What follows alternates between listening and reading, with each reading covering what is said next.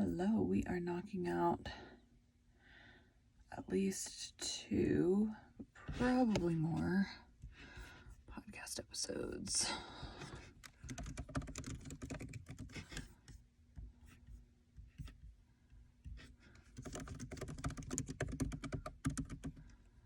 I have no idea what chapter this is.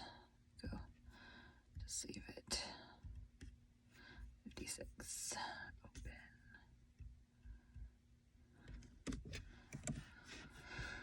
Okay. When a book is this long, well, I guess just books in general, because it's literally just numbers, I kind of lose track of what chapter I'm on. That's not what I wanted to do. Input 1. There it is. Okay. Gonna get 2 episodes done, and then I gotta do 2 things for something else, and then I gotta get pages done for something else. I might come back later today if I get all that done early and do 2 more episodes, but this is tipped down. I need this tipped at my face. There we go. Turn this on. Go get tea between books.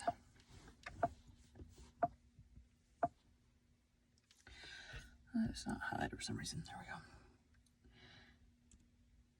Welcome to Bite at a Time Books, where we read you your favorite classics one bite at a time. My name is Bree Carlisle, and I love to read and wanted to share my passion with listeners like you. If you enjoy our all of the links for our show are in the show notes. Today we will be continuing The Three Musketeers by Alexandre Dumas.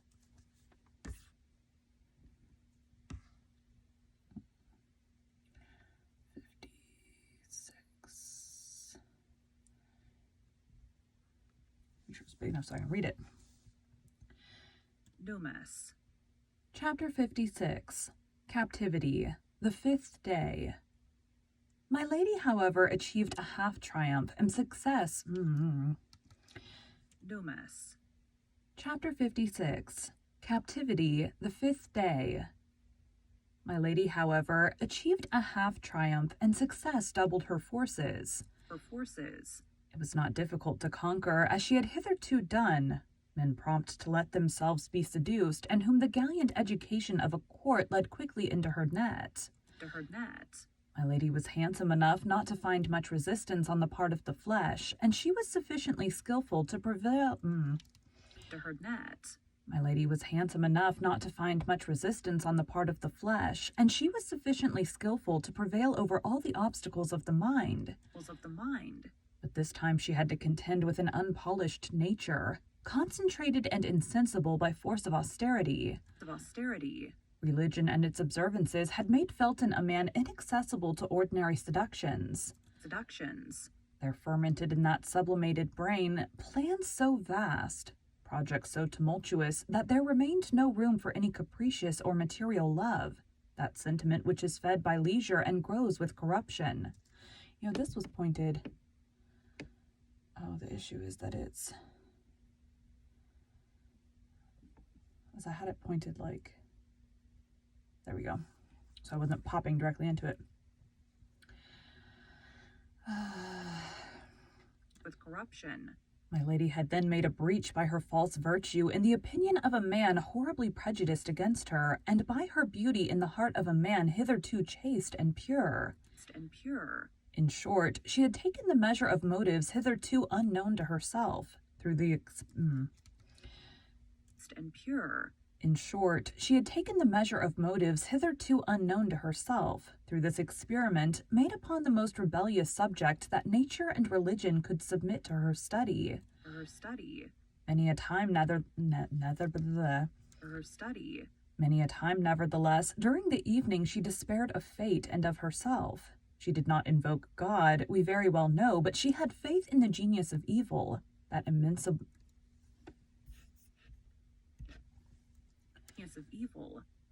sovereignty which reigns in all the details of human life, and by which, as in the Arabian fable, a single pomegranate seed is sufficient to reconstruct a ruined world.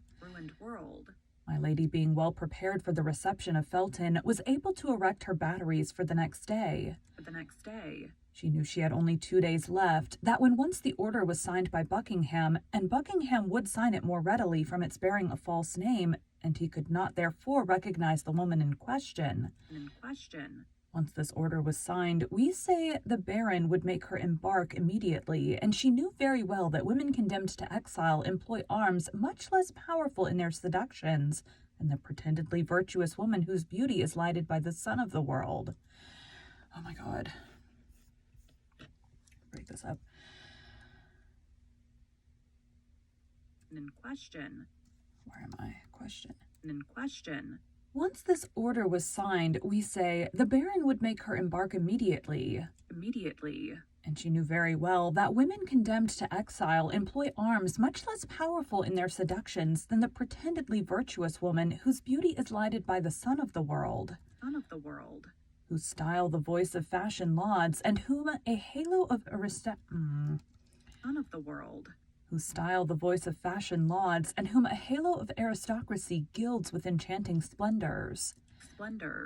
To be a woman condemned to a painful and disgraceful punishment is no impediment to beauty, but it is an obstacle to the recovery of power. Like all persons of real genius, my lady knew what suited her nature and her means. Poverty was repugnant to her. Degradation took away 2/3 of her greatness. My lady was only a queen while among queens. The pleasure of satisfied pride was necessary to her domination. To command inferior beings was rather a humiliation than a pleasure for her.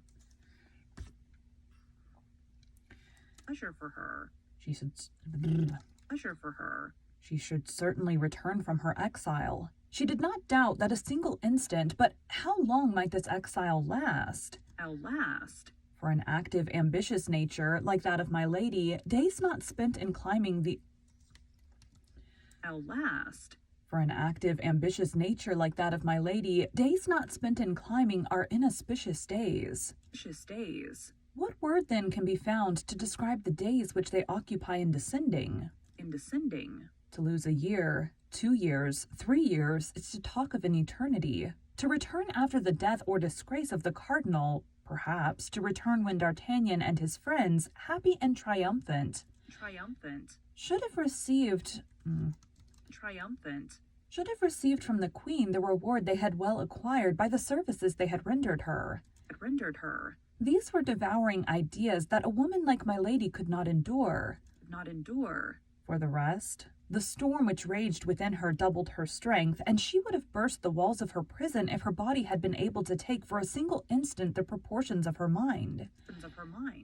Then that which spurred her on additionally in the midst of all this was the remembrance of the cardinal. My back itches.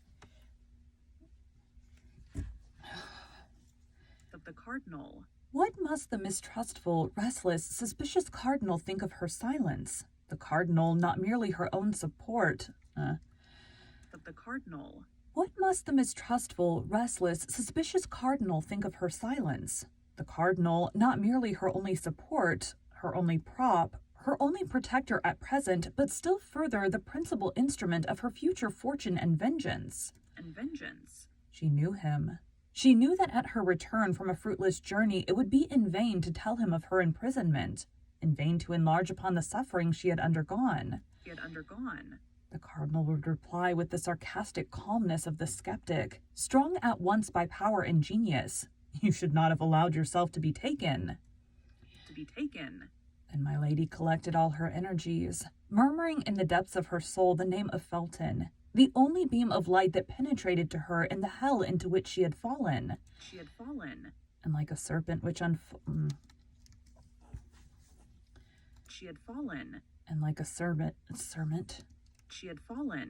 like a serpent which folds and unfolds its rings to ascertain its strength, she enveloped Felton beforehand in the thousand meshes of her inventive imagination. Time, however, passed away. The hours, one after another, seemed to awaken the clock as they passed. And every blow of the brass hammer resounded upon the heart of the prisoner. At 9 o'clock, Lord de Winter made his customary visit, examined the window and the bars, sounded the floor and the walls, looked to the chimney and the doors. Without during this long and minute examination, or my lady pronouncing a single word. Single word. Doubtless both of them understood that the situation had become too serious to lose time in useless words and aimless wrath. Aimless wrath. Well, said the Baron on leaving her, you will not escape tonight. Escape tonight. At 10 o'clock, Felton came and placed the sentinel. My lady recognized his step. She was at... Escape tonight. Escape tonight. At 10 o'clock, Felton came and placed the sentinel. My lady recognized his step. She was as well acquainted with it now as a mistress is with that of the lover of her heart. Her heart. And yet my lady at the same time detested and despised this weak fanatic. Weak fanatic. That was not the appointed hour. Felton did not enter. 2 hours after, as midnight sounded, the sentinel was relieved. This time it was the hour, and from this moment my lady waited with impatience. The new sentinel commenced his walk in the corridor, and the expiration of 10 minutes... The new sentinel commenced his walk in the corridor. At the expiration of 10 minutes, Felton came.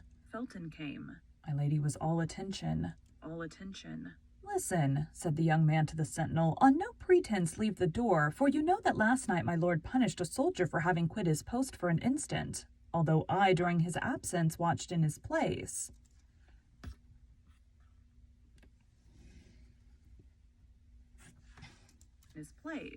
Yes, I know it, said the soldier. I recommend you, therefore, to keep the strictest watch. For my part, I am going to pay a second visit to this woman, who I fear entertains sinister intentions upon her own life, and I have received orders to watch her. Good, murmured my lady, the austere Puritan lies. As to the soldier, he only smiled. Zounds, Lieutenant, said he, you are not unlucky in being charged with such commissions, particularly if my lord has authorized you to look into her bed. Felton blushed. Under any other circumstances, he would have reprimanded... Felton blushed. Under any other circumstances, he would have reprimanded the soldier for indulging in such pleasantry. But his conscience murmured too loud for his mouth to dare speak. If I call, come, said he. If anyone comes, call me. I will, Lieutenant, said the soldier. Felton entered my lady's apartment. My lady arose. You are here, said she. I promised to come, said Felton, and I have come. You promised me something else. What, my God? Said the young man, who, in spite of his self-command, felt his knees tremble and the sweat start from his brow. You promised to bring a knife and to leave it with me after our interview. Say no more of that, madame, said Felton. There is no situation, however terrible it may be, which can authorize a creature of God to inflict death upon himself. I have reflected, and I must not be guilty of such a sin. Ah, you have reflected, said the prisoner, sitting down in her armchair with a smile of disdain. And I also have reflected. Upon what? That I can have nothing to say to a man who does not keep his word. Oh, my God, murmured Felton. You may retire, said my lady. I will not talk. Here is the knife, said Felton, drawing from his pocket the weapon which he had brought according to his promise, but which he hesitated to give to his prisoner.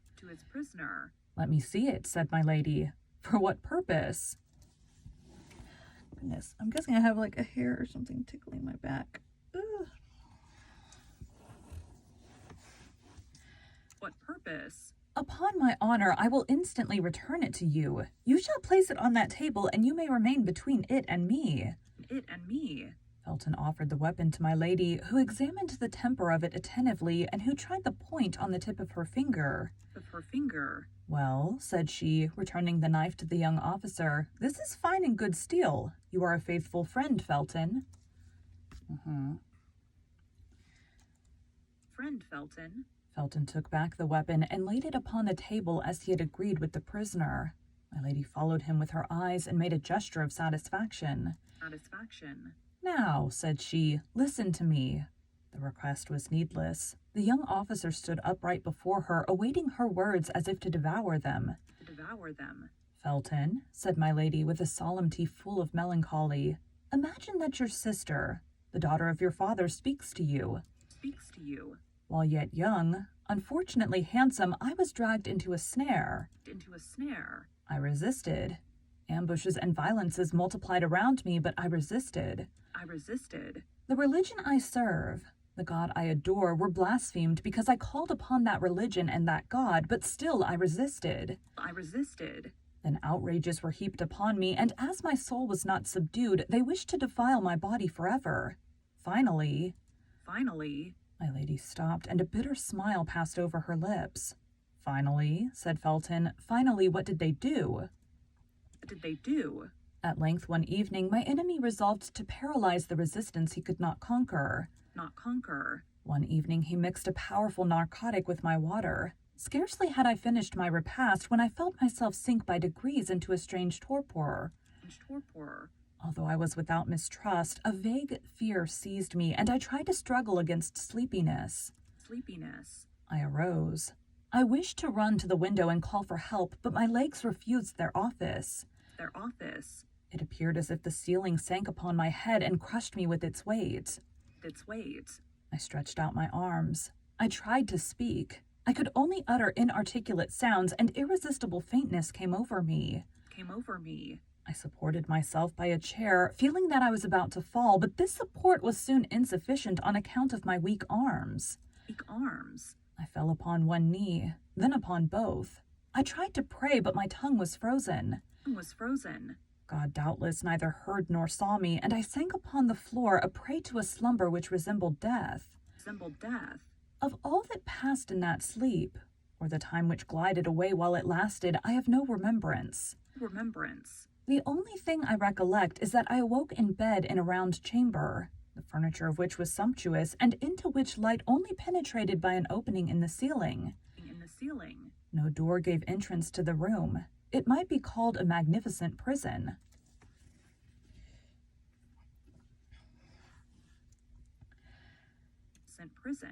It was a long time before I was able to make out what place I was in, or to take account of the details I describe. My mind appeared to strive in vain to shake off the heavy darkness of the sleep from which I could not rouse myself. I had vague perceptions of space traversed, of the rolling of a carriage, of a horrible dream in which my strength had become exhausted. But all this was so dark and so indistinct in my mind that these events seemed to belong to another life than mine. And yet mixed with mine in fantastic duality.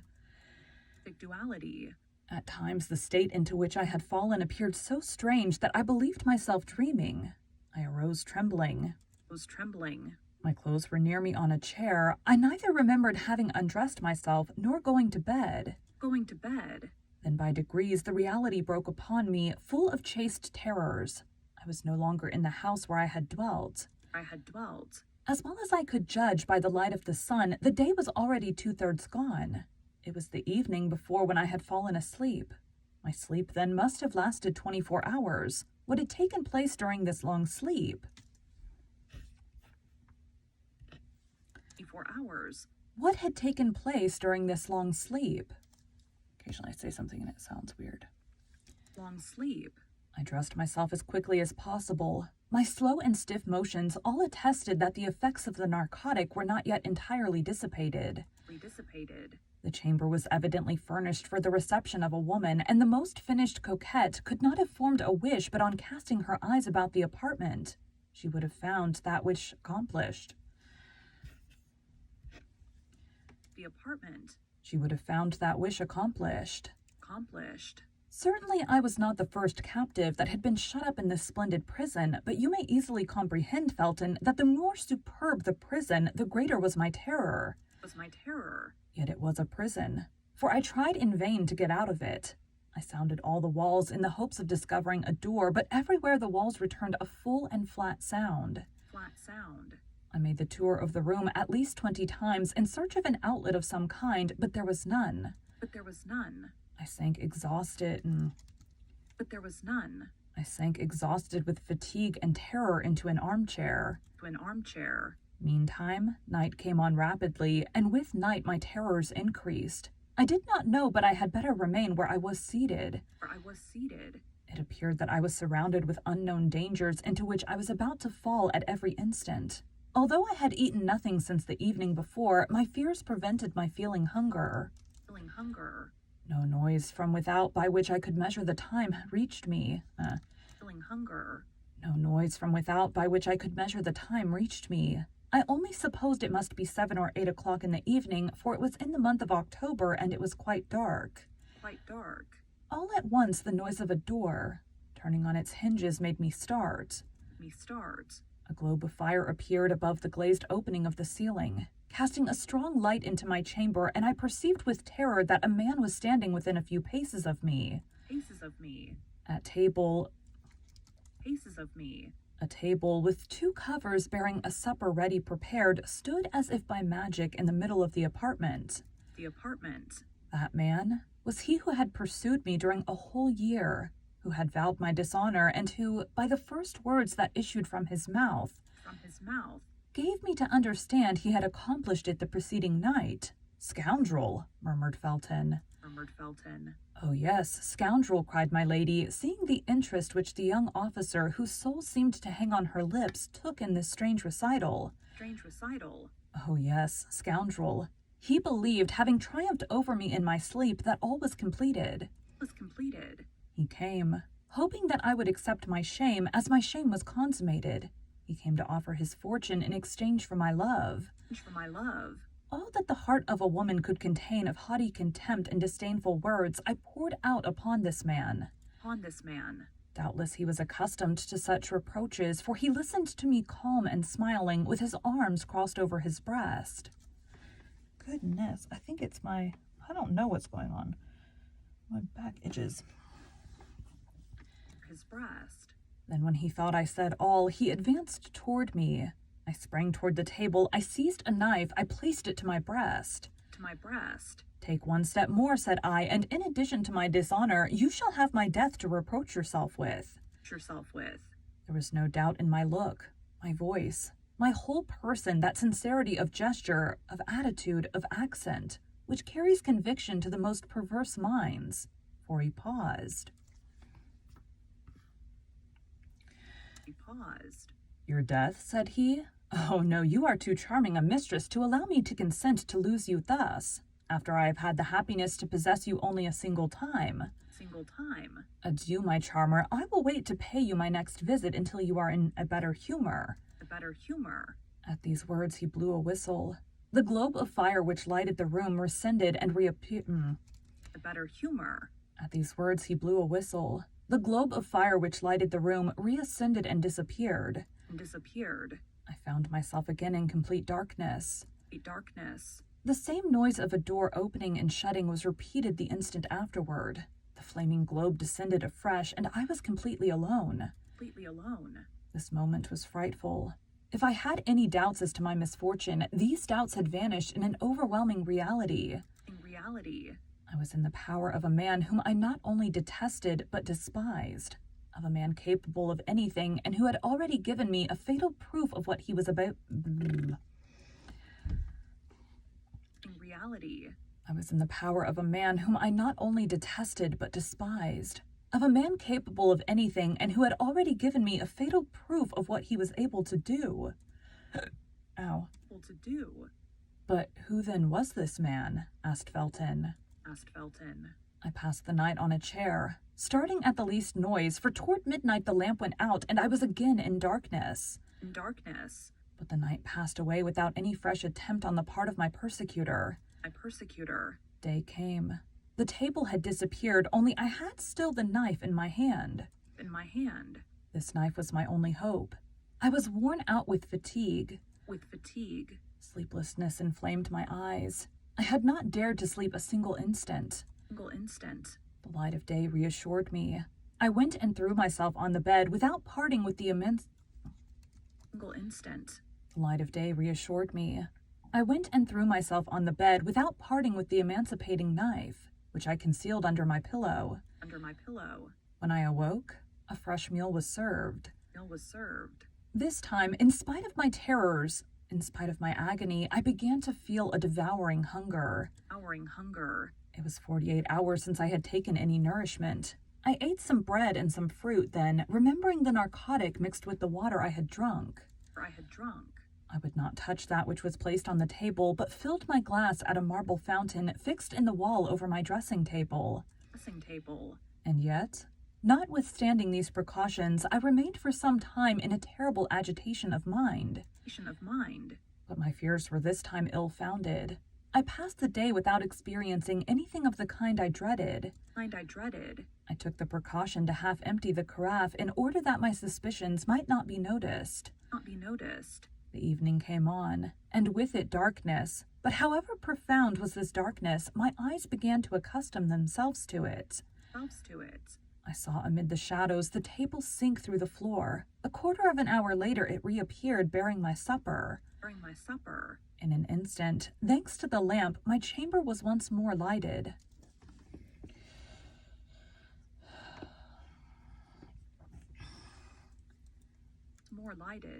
I was determined to eat only such things as could not possibly have any soporific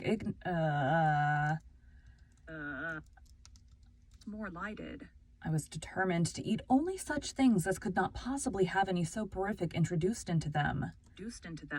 2 eggs and some fruit composed my repast. Then I drew another glass of water from my protecting fountain and drank it. At the first swallow, it appeared to me not to have the same taste as in the morning. Suspicion instantly seized me. I paused, but I had already drunk half a glass. I threw the rest away with horror and waited, with the dew of fear upon my brow.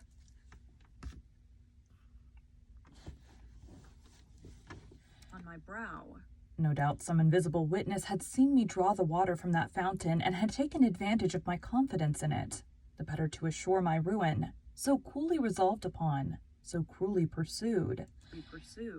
Half an hour had not passed when the same symptoms began to appear, but as I had only drunk half a glass of the water, I contended longer. And instead of falling entirely asleep, I sank into a state of drowsiness which left me a perception of what was passing around me, while depriving me of the strength either to defend myself or to fly. I dragged myself toward the bed, to seek the only defense I had left, my saving knife. But I could not reach the bolster. I sank on my knees, my hands clasped round one of the bedposts. Then I felt that I was lost.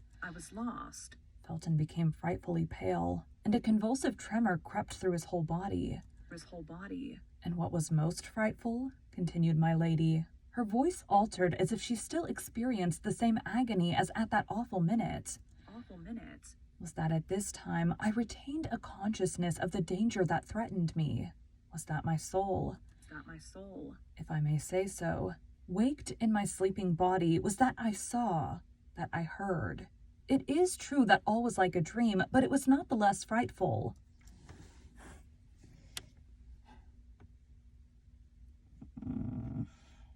Goodness. I saw the lamp ascend and leave me in darkness. But then I heard the well-known creaking of the door, although I had heard that door open but twice. I felt instinctively that someone approached me. It is said that the doomed wretch in the deserts of America thus feels the approach of the serpent. I wished to make an effort. I attempted to cry out. By an incredible effort of will, I even raised myself up, but only to sink down again immediately, and to fall into the arms of my persecutor. Tell me who this man was, cried the young officer. My lady saw at a single glance all the painful feelings she inspired in Felton by dwelling on every detail of her recital, but she would not spare him a single pang. The more profoundly she wounded his heart, the more certainly he would avenge her. She continued then as if she had not heard his exclamation, or as if she thought the moment was not yet come to reply to it. Only this time, it was no longer an inert body without feeling that the villain had to deal with. I have told you that without being able to regain the complete exercise of my faculties, I retained the sense of my danger. I struggled then with all my strength, and doubtless opposed, weak as I was, a long resistance, for I heard him cry out, "These miserable Puritans!" I knew very well that they tired out their executioners, but I did not believe them so strong against their lovers. Alas, this desperate resistance could not last long. I felt my strength fail, and this time it was not my sleep that enabled the coward to prevail, but my swoon. swoon. Felton listened without uttering any word or sound except an inward expression of agony. The sweat streamed down his marble forehead, and his hand under his coat tore his breast. My first impulse on coming to myself was to feel under my pillow for the knife I had not been able to reach. If it had not been useful for defense, it might at least serve for expiation.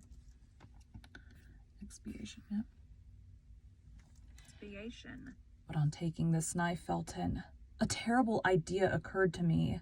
I have sworn to tell you all, and I will tell you all. I have promised you the truth. I will tell it, were it to destroy me.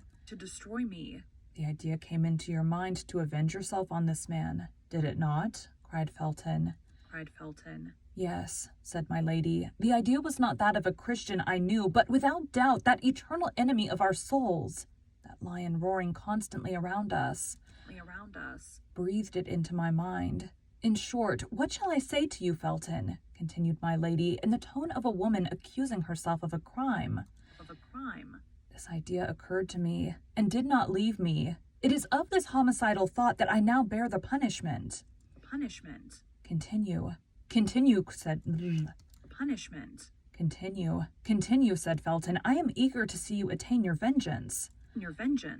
Oh, I resolved that it should take place as soon as possible. I had no doubt he would return the following night. During the day, I had to fear. Oh, I resolved that it should take place as soon as possible. I had no doubt he would return the following night. During the day, I had nothing to fear. When the hour of breakfast came, therefore, I did not hesitate to eat and drink. I had determined to make believe sup, but to eat nothing. I was forced then to combat the fast of the evening with the nourishment of the morning. Only I concealed a glass of water, which remained after my breakfast, thirst having been the chief of my sufferings when I remained 48 hours without eating or drinking.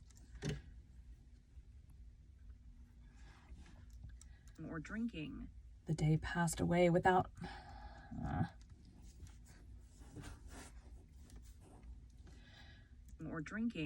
The day passed away without having any other influence on me than to strengthen the resolution I had formed. Only I took care that my face should not betray the thoughts of my heart, for I had no doubt I was watched. Several times even I felt a smile on my lips. Felton, I dare not tell you at what idea I smiled. You would hold me in horror. Go on, said Felton. You see plainly that I listen and that I am anxious to know the end. Evening came. The ordinary events took place. During the darkness, as before, my supper was brought. Then the lamp was lighted, and I sat down to table. I only ate some fruit. I pretended to pour out water from the jug, but I only drank that which I had saved in my glass. The substitution was made so carefully that my spies, if I had any, could have no suspicion of it. After supper, I exhibited the same marks of languor as on the preceding evening, but this time, as I yielded to fatigue, or as if I had become familiarized with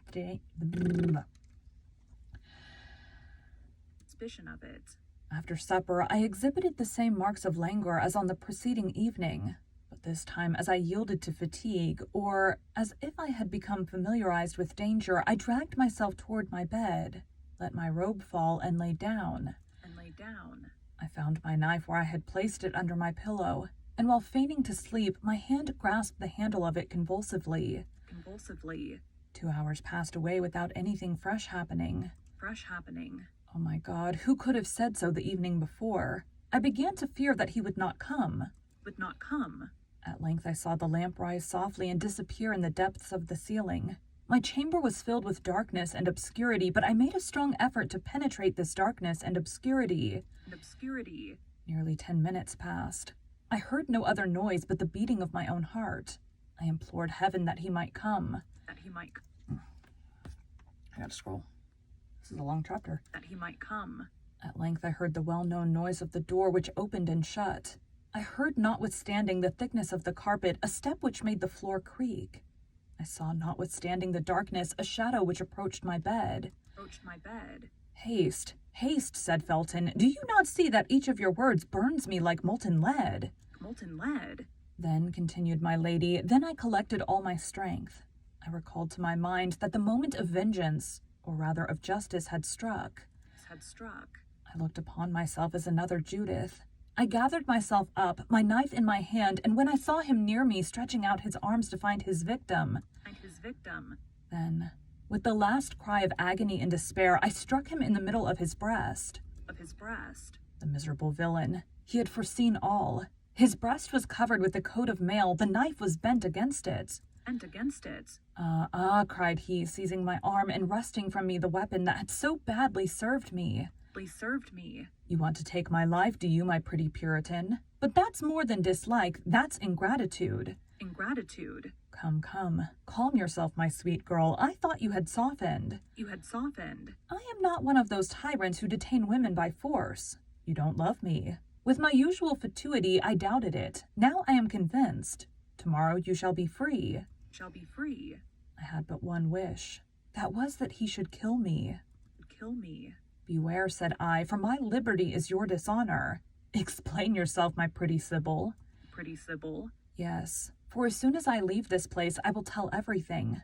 I will proclaim the violence you have used toward me. I will describe my captivity. I will denounce this place of infamy. You are placed on high, my lord, but tremble. Above you there is the king. Above the king there is God. However perfect master he was over himself, my persecutor allowed a moment of anger to escape him. I could not see the expression of his countenance, but I felt the arm tremble. I could not see the expression of his countenance, but I felt the arm tremble upon which my hand was placed. Then you shall not leave this place, said he.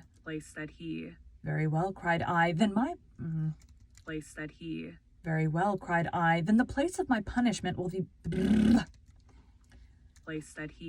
Very well, cried I, then the place of my punishment will be that of my tomb. I will die here, and you will see if a phantom that accuses is not more terrible than a living being that threatens. You shall have no weapon left in your power. There is a weapon which despair has placed within the reach of every creature who has the courage to use it. I will allow myself to die with hunger. Come, said the wretch, is not peace much better than such war as that? I will restore you to liberty this moment. I will proclaim you a piece of immaculate virtue. I will name you the Lucretia of England. And I will say that you are the Sextus. I will denounce you before men as I have denounced you before God. And if it be necessary that, like Lucretia, I should sign my accusation with my blood, I will sign it. Ah, said my enemy in a jeering tone, that's quite another thing. My faith, everything considered, you are very well off here. You should want for nothing. And if you let yourself die of hunger, that will be your own fault. At these words he retired. At these words he retired. I heard the door open and shut, and I remained overwhelmed. Less I confess it, by my grief than by the mortification of not having avenged myself. He kept his word. All the day, all the next night passed away without my seeing him again. But I also kept my word with him, and I neither ate nor drank. I was, as I told him, resolved to die of hunger. I passed the day and the night in prayer, for I hoped that God would pardon me my suicide. The second night the door opened. I was lying on the floor, for my strength began to abandon me. At the noise, I raised myself up on one hand. Well, said a voice, which vibrated in too terrible a manner in my ear not to be recognized. Well, are we softened a little? Will we not pay for our liberty with a single promise of silence? Come, I am a good sort of prince, added he, and although I like not Puritans, I do them justice. And it is the same with Puritanesses when they are pretty. Come, take a little oath for me on the cross. I won't ask anything more of you. On the cross, cried I, rising, for at that abhorred voice I had recovered all my strength. On the cross I swear that no promise, no menace, no force, no torture shall close my mouth. On the cross I swear to denounce you everywhere as a murderer, as a thief of honor, as a base coward. On the cross, I swear, if ever I leave this place, to call down vengeance upon you from the whole human race. Human race. Beware, said the voice in a threatening accent that I had never yet heard. I have an extraordinary means which I will not employ but in the last extremity to close your mouth, or at least to prevent anyone from believing a word you may utter.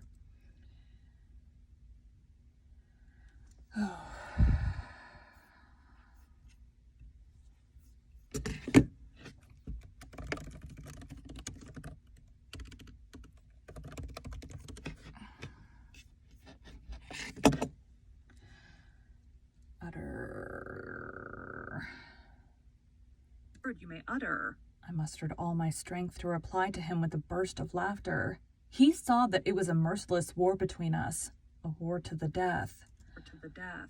Listen, said he, I give you the rest of tonight and all day tomorrow. Reflect. Promise to be silent, and riches, consideration, even honor shall surround you.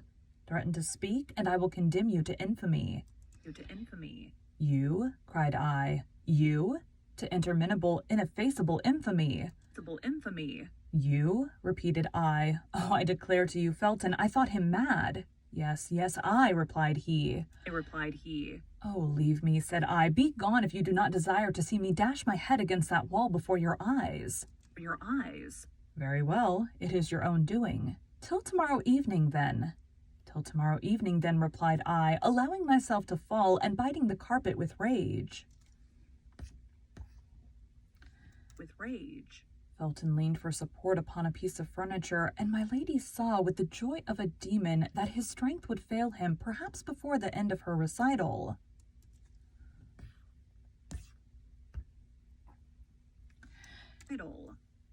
Thank you for joining Bite at a Time Books today, while we read a bite of one of your favorite classics. All of the links for our show are in the show notes.